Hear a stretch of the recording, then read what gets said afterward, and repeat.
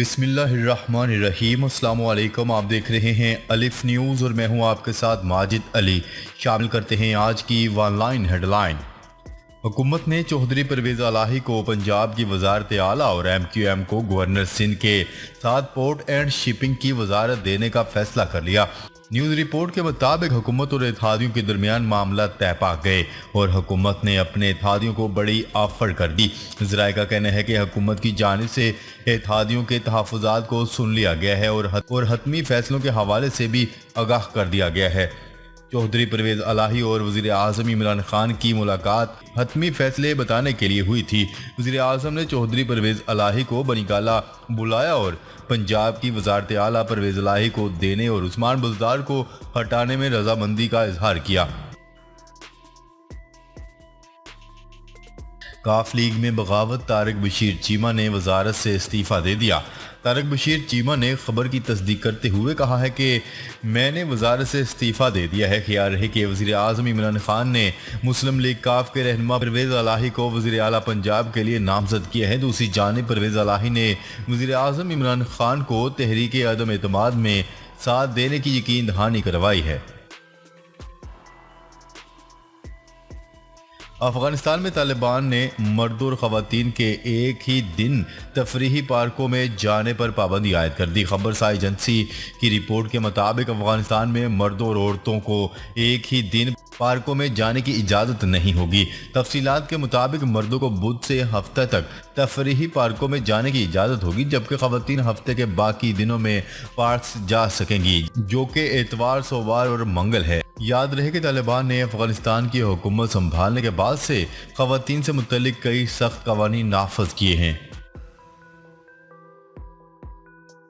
روس یوکرین کو دو حصوں میں تقسیم کرنا چاہتا ہے، یوکرینی انٹیلیجنس چیف نے خبردار کر دیا۔ یوکرینی انٹیلیجنس کے سربراہ نے کہا ہے کہ روس یوکرین کو دو حصوں میں تقسیم کرنا چاہتا ہے۔ یوکرین ملٹری انٹیلیجنس کے سربراہ کی طرف سے جاری ہونے والے ایک بیان میں کہا گیا ہے کہ پورے یوکرین پر قبضے میں ناکامی کے بعد اب ماسکو یوکرین میں ایک ایسا علاقہ بنانا چاہتا ہے جو اس کے کنٹرول میں ہو۔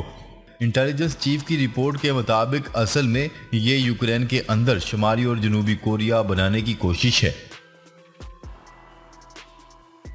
کورونا پابندیوں کے خاتمے کے بعد سعودی حکومت نے زیادہ سے زیادہ نمازیوں کے عبادت اور زیارت کی سعادت حاصل کرنے کے لیے مسجد نبوی صلی اللہ علیہ وسلم کے صحنوں میں توسیع کی گئی ہے۔ سعودی عرب کی سرکاری خبرساز ایجنسی کی رپورٹ کے مطابق مسجد نبوی صلی اللہ علیہ وسلم کے صحنوں کی توسیع کی گئی ہے، جس سے مزید 20,000 نمازیوں کی گنجائش پیدا ہو گئی ہے۔ قومی اسمبلی کا اجلاس، وزیر اعظم عمران خان کے خلاف تحریک عدم اعتماد پیش۔ قومی اسمبلی کے اجلاس میں اپوزیشن کی جانب سے وزیر اعظم عمران خان کے خلاف تحریک عدم اعتماد پیش کر دی گئی۔ نیوز رپورٹ کے مطابق قومی اسمبلی کا اجلاس ڈپٹی اسپیکر قاسم سوری کی زیر صدارت 1 گھنٹہ تاخیر سے شروع ہوا، جس میں ڈپٹی اسپیکر نے وقفہ سوالات کو معطل کر دیا۔ اپوزیشن کی جانب سے قائد حزب اختلاف شہباز شریف نے وزیر اعظم عمران خان کو ان کے عہدے سے ہٹانے کے لیے تحریک عدم اعتماد پیش کی، جس پر 152 ارکان کے دستخط موجود ہیں۔ ڈالر کے اوپن مارکیٹ نرخ 183 سے بھی تجاوز کر گئے۔ ڈالر کے انٹر بینک اور اوپن مارکیٹ ریٹ ایک بار پھر ملکی تاریخ کی بلند ترین سطح پر پہنچ گئے۔ نیوز رپورٹ کے مطابق ایک بار پھر ڈالر ملکی تاریخ کی بلند ترین سطح پر آ گیا اور ڈالر کے انٹر بینک ریٹ 182 روپے جبکہ اوپن مارکیٹ میں ریٹ 183 روپے سے تجاوز کر گئے۔ ماہرین کا کہنا ہے کہ خام تیل کی عالمی قیمت میں دوبارہ اضافے کے رجحان سے ڈالر کی ڈیمانڈ بڑھنے کا باعث بن گیا ہے، جبکہ بیرونی ادائیگیوں کے دباؤ اور زر مبادلہ کے ذخائر میں مسلسل کمی طلب و رسد کو غیر متوازن کر رہا ہے، جس سے انٹر بینک مارکیٹ میں ڈالر کی قدر میں اضافہ ہوا۔ وزیر اعلیٰ پنجاب کا مستعفی ترین اور علیم گروپ کا اپوزیشن کی جانب جھکاؤ۔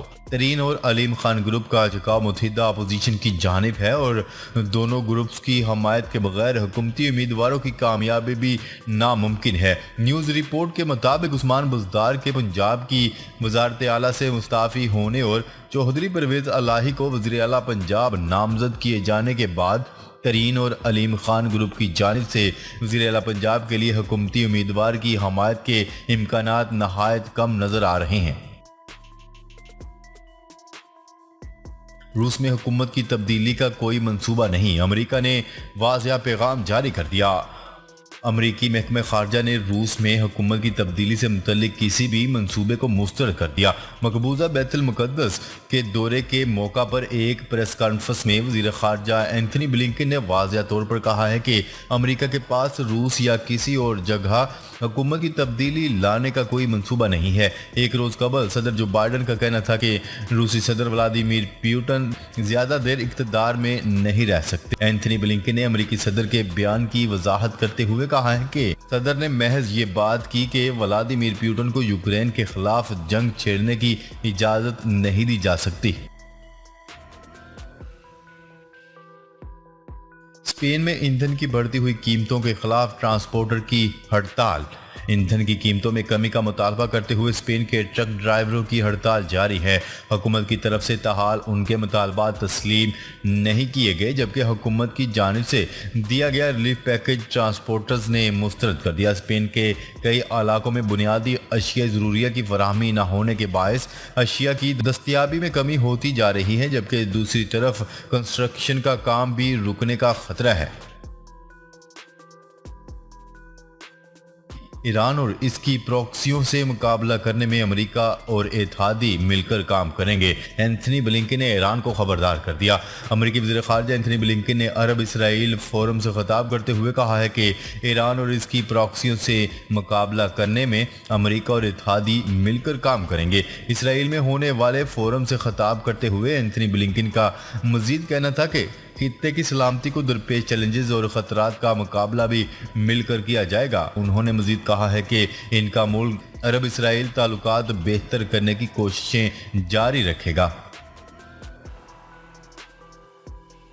یوکرینی صدر زیلنسکی کا جنگ کے خاتمے کے لیے غیر جانبداری اختیار کرنے کا اعلان۔ سیکیورٹی کی ضمانت اور غیر جانبداری ہماری ریاست کی غیر جوہری حیثیت، ہم اس کے لیے جانے کے لیے تیار ہیں۔